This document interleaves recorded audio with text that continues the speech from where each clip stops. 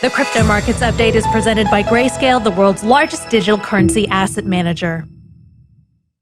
Time for a live look at Bitcoin. The CoinDesk Bitcoin price XBX index is currently at $36,855. Bitcoin's trading pretty flat over the past 24 hours. And the CoinDesk Ether price ETX index right now, 2612. ETH is up slightly, about 3.2% over the past 24 hours. Also in the U.S. markets have just opened. Dow, S&P 500 are also slightly up. Joining us now to discuss the crypto markets is Ryan McCall, CEO at Zerocap, a digital asset investment and custody firm. Welcome, Ryan. Thanks for having me. Great having you. All right, so we see ETH at a 300 billion market cap, BTC at about $680 billion. There's a lot of excitement around ETH right now, with the ex-head of China's digital yuan efforts saying that central bank digital currencies could operate on Ethereum. Do you see a flippening happening? What are you telling your clients if they're trying to get into the crypto market right now? Yeah, look, there's definitely a lot of interest in Ethereum from our clients.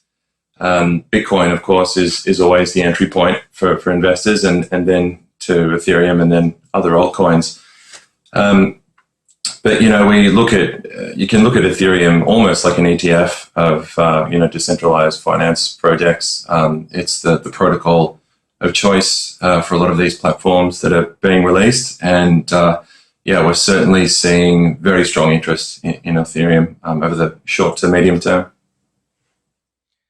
Morning, Ryan. What explains the current weakness in crypto? Is the narrative that institutions are piling in, is that narrative over? Yeah, look, that's a good question. Certainly, the crypto industry likes that narrative, right? That institutional money is coming. Institutional money has come, and I think it has just been hype. The market was overhyped. It felt very reminiscent of 2017, 2018, and for the time being, perhaps. This pullback is going to be here for a while. Certainly, some of the more well-known figures in crypto and some of the statements that they've made, particularly around environmental concerns and acceptance of Bitcoin, have had an impact. I think that's something that needed to be addressed, and now we're seeing some positive signs already of recovery off the back of that. How closely do you expect the altcoin market to track Bitcoin? Do you think that they will be heavily correlated going forward, or do you expect them to kind of fork? Yeah, I think there will be a divergence, certainly now. Bitcoin, as always, is the rising tide that lifts all boats. But what we're seeing at the moment is not so much that money is leaving crypto. It's more a repositioning phase.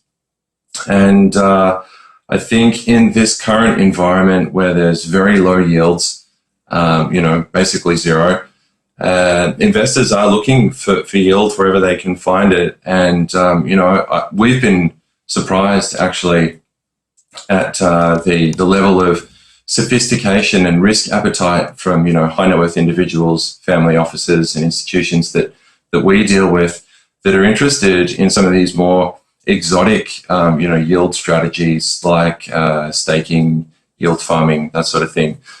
So during, this time where we've had a bit of a pullback, some of these altcoins, we know some of them are going to go to zero, right? But certainly some of these DeFi projects that are really starting to show a real use case. I think we've got 65 billion at the moment locked up in DeFi. Those protocols and platforms are going to continue to grow. So can you name names? DeFi is definitely one to keep an eye on. All right. What's that, sorry? Can you name names, specific projects, protocols, coins? Yeah, definitely. Aave, Uniswap, SushiSwap, Uniswap, I think, has definitely got the largest volumes in DeFi land at the moment. All right. And yeah, we'd certainly Ryan? expect that to continue. SushiSwap is another one to keep your eye on.